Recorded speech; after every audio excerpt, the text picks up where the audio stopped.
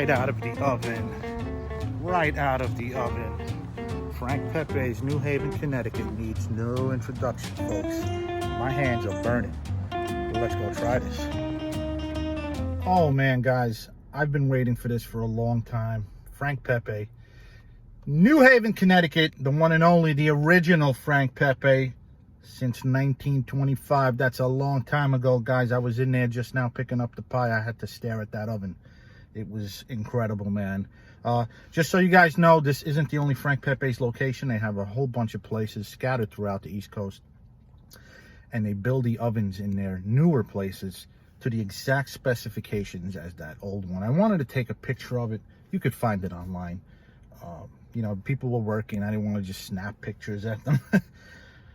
Let's see what that oven has produced. 1925, we are talking 100 years, just close to 100 years, guys. Frank Pepe's. Look at that. Look at that box. And let's look at that pizza, guys. This pizza is right on top of the Sally's pizza. I just reviewed the Sally's. And now we're going to review another great. Lots of Scotch tape. Oh, lots of Scotch tape. Oh, I smell it. I got it with garlic on the top. Oh, man. Different than Sally's. I just had Sally's, which is good because I can compare it a lot better now, having tasted both simultaneously. I just had Sally's no more than 5 minutes ago. And, yeah, this looks different than Sally's. Not as burned. Not as well done. Slightly thicker crust, but in the same spirit. Coal-fired, baby. Coal-fired the old-fashioned way. Cheesier. Lots of cheese. More cheese than Sally's. Hey, they got to compete somehow. They got to be different somehow, right? This is a cheesier slice. You hear that, guys? That's coal-fired goodness right there. Again, flop just like Sally's. A little bit of flop. Similar undercarriage. Leopard skin on the undercarriage. Leopard skin char. Mmm. Mm-hmm-mm-mm-mm. Mm-mm-mm-mm-mm. Mm. Mm. All right, let's lean right in, guys. I wish you can smell this thing. And the pepperoni is put underneath the cheese. So I guess they spread the sauce and they put the pepperoni underneath the cheese and they top the pepperoni with the cheese. That's pretty cool. I kind of like that. I'm kind of feeling that. Now, a lot of people probably want to know, the first thing they want to know and ask is, how is Frank Pepe's Pizza different from Sally's?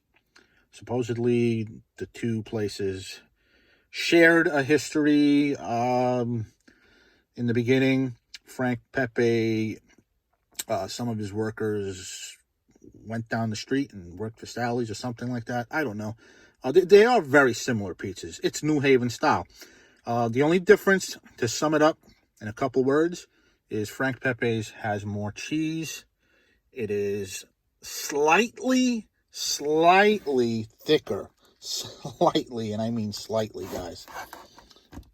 You can see it is a little thicker than the Sally's product.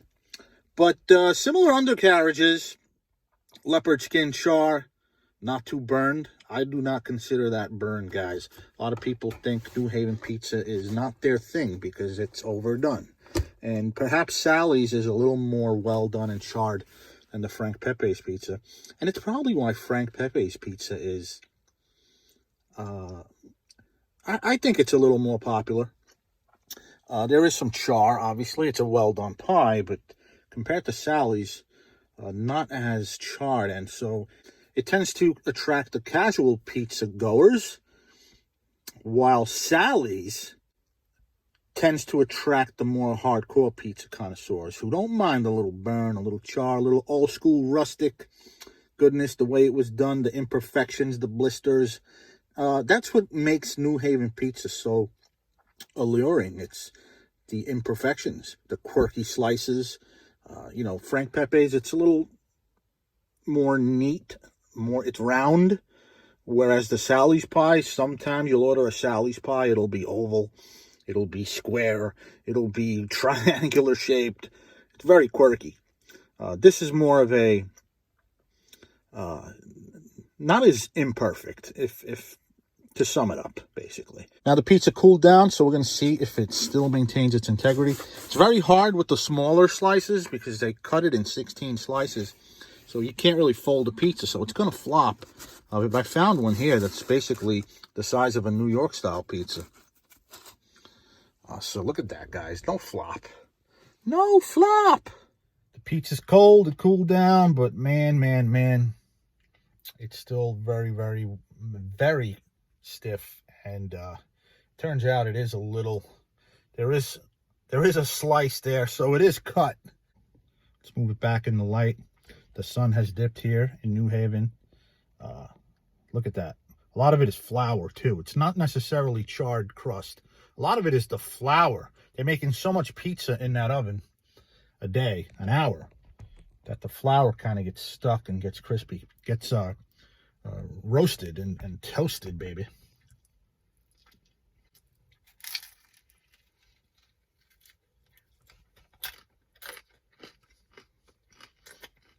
That is a lot of cheese, guys. Check out the fingers, guys. Coal-fired. Not as black as when I had Sally's. With Sally's, I felt like I was dipping my hand into the coal. Not too bad. Not as much black char soot on the fingers. There you have it, guys. Frank Pepe's, the original. Well, not the original location. Since 1925 is when Frank's been in business. The establishment, that is, the family-run establishment. But if you go here to the New Haven spot, it's at the location that Frank moved to in 37. So it's actually since 1937 as for this spot. Well, guys, it's about that time. What are we going to score this wonderful pizza? Historic, made in a 100,000-pound oven. Coal-fired to perfection, done in the traditional Italian-American way, just like John's of Bleecker and Grimaldi's and all those old places, New York City. That tradition, that Italian-American tradition, immigrated to New Haven as well. The only difference is that in New Haven, you have all these nationally acclaimed places, all within a 6-mile radius, like a 10 nationally acclaimed restaurants, all in the same neighborhood. And that's why New Haven's considered the pizza capital of the world, because it's all in this one area. All these old places, lots of history tied to them. But is this pizza better than the New York stuff that I've had? John's of Bleecker, Dindino's, and some of those old places? I don't know if I'm on that wagon. Look, I'm from Staten Island. I'm from New York. I was raised in Brooklyn. It's, I'm not going to play the biased role, and I'm not going to say I'm biased and it's because I was raised in New York City. And it's great. We have this here in New York City. It's just they're so sparse in between, and you got to drive out to them. Whereas in New Haven, look what I just did. Went to Sally's, tasted that, drove a block. I had no idea that Frank Pepe's was so close to Sally's, or I would have walked. It's literally right down the block. And you have Abate's right down the block from them, and it's all within one neighborhood.